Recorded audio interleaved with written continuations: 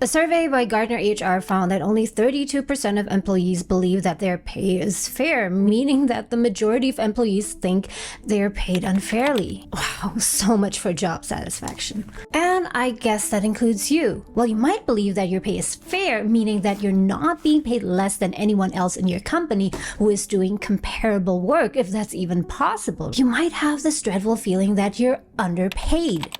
Are you serious? You earning this? Meaning that you're drudging away at work, logging in countless overtime, while receiving what at least seems to you like an incredibly meager paycheck. You just have a feeling that you should get paid more. You've bent over backwards to get a million tasks done, but you can count the number of times that you heard a sincere thank you from your boss on one hand. And quietly you're wondering, am I the stupid one here?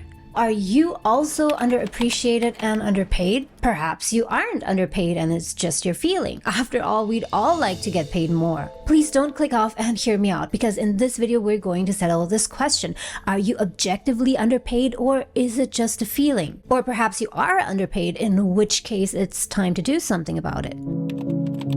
Start by doing some online research to find out how much jobs similar to yours pay. And for that, you can use websites like Glassdoor to get an idea of that market price. Let's just say you want to find out how much someone working in Seattle as a project manager earns. Try to get a reasonable comparison by selecting the years of experience and also industry. Here, for example, you got an estimated total pay of $121,171. Make sure that you compare the total package, including bonuses, and not just the base salary. And of course, it will never be a perfect apple-to-apple comparison, because you don't know, for example, what benefits are attached to this job, although you can get a lot of information by reading people's reviews. And also because no two jobs are identical, and of course, people perform differently. I just stare at my desk. Which also leads to different pay. But doing this kind of market research will help you to get a good baseline. So if you're also a project manager working in Seattle in the pharma industry and you have 7 to 9 years of work experience and your total pay is $135K per year, then you are well within the ballpark. But if it's closer to, let's say, $80,000 per year, then something may be off. Here's another way to find out whether or not you're underpaid. If your workload has significantly increased and your job scope expanded, and you've also taken on additional projects successfully, but you've gotten no salary increase within the last 2 years, then ouch, you're probably being underpaid. And here's a third way to find out whether or not you're being underpaid, and that's by testing the market by interviewing with other companies. And I know that that process can lead you to actually leaving your company for another one if you make the revelation that other companies are willing to pay you 30 or even 40% more than what you're earning now. And I actually know someone who moved to another company who got paid 50% more for more or less the same kind of work while having a smaller workload. So once you've done all of that, you might find out that either I've lost hundreds of thousands of dollars in these past 5 years. So this is what you're going to do. But before that, a few words from the sponsor of this video, which is my own ebook, Multiple Careers, Quit the Rat Race, Pursue Fulfilling Work. If you're someone who feels unfulfilled in your career and is longing for work that is more purposeful and meaningful, or if you're even keen on pursuing multiple careers in your lifetime, then in my new book, I'll guide you how to do that step by step. It also comes with a free downloadable workbook that will help you to design your new career using the 5-step multiple careers method. The link to the book is down in the descriptions. Now, back to scenario 1. So you're objectively underpaid. Now what? Don't immediately quit your job unless you have really good reasons to. If you like your job, your company, and your boss, your colleagues, and the only thing that's bothering you is that you're underpaid, then ask for a raise. But will you get one? If you're a low performer, you always hand in your work late, I generally come in at least 15 minutes late. and the quality of your work suffers, then probably not. But if you've done a great job, then you'll likely get a raise, but only if you ask with an exit plan. And this is what I mean. If you ask your boss for a raise, but you know that you are willing to stay at the company even if you don't get one, then your boss will sense this. Some employers may be fair and give you that raise, but some others will use this against you and not give you any raise because they know that you have nowhere else to go. And that is why it's so important that you ask for a raise with an exit plan in mind.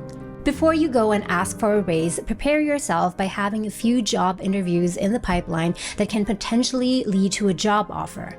Because if you actually have options and if you are willing to walk away should that salary increase not happen, then your employer will take you seriously. And so you have to put your case forward powerfully and disagreeably. Now, you don't want to do it too disagreeably because then he's going to think that you're a son of a bitch and maybe he's not going to give you anything and maybe you'll get fired for being mouthy and all of that. They will know that you're not just bluffing, but that you mean business. Yes, like the time when I wanted to quit my banking job and handed in my resignation letter to my boss, and my boss replied by asking me how much. As in, how much of a salary raise do you want so that we can keep you here? I declined anyway and quit my job, but that's another story which I already told in another video which you can watch up here. Okay, but what if you've already made your preparation, you have all those job interviews in the pipeline and things are happening and you don't get any decent raise beyond like 5%? 6%? After all we've been through? What do you do then? Then simply don't waste your time any longer. Go and run. And also watch this video up here about why you should never stay at the same company for too long. Are you serious? You earning this? Plus perks, yes. You've been here 10 years, dog. Move to another company. As a new employee at a new company, you will have a better chance at negotiating the salary that you want and also better benefits. But what if you were offered some kind of a stock option equity sharing program? But what if after doing all of your research, you find out that actually you're not underpaid? You find out that, nope, it seems like I don't deserve to get paid more after all. In fact, your total pay is already at the upper range of the market pay for similar roles like yours. You're adequately paid according to market data, but something else is bothering you. So in the earlier case we talked about, let's say you're already being paid $170,000 per year or even $185,000 per year, but you still somehow feel underpaid and underappreciated. So what's going on now? You might be facing in which you're adequately paid and even highly appreciated by your boss and your colleagues, but yet you feel subjectively underpaid and underappreciated. So this could be what is happening. You feel that you are being underpaid relatively to your potential. If you are the type of person who is never satisfied with your own achievements, you will always be comparing yourself to a potentially better version of yourself. Perhaps you already have a good job and great pay now. Oh, what do you do there? I sit in a cubicle and I update bank software for the 2000 switch. But more than once, you just had this vision of a really different kind of career. You just feel that you could do greater things. Perhaps not just be a project manager at a multinational corporation, but be the CEO of your own startup. Maybe you're not satisfied by the praise you get for your fabulous design work at that marketing agency because that's not what actually matters to you. You'd rather get appreciated, let's say, for cooking that perfect souffle.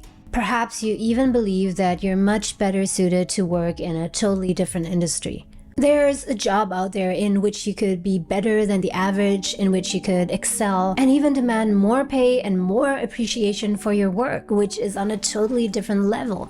Whether you're objectively or subjectively underpaid, life is just too short to wait it out.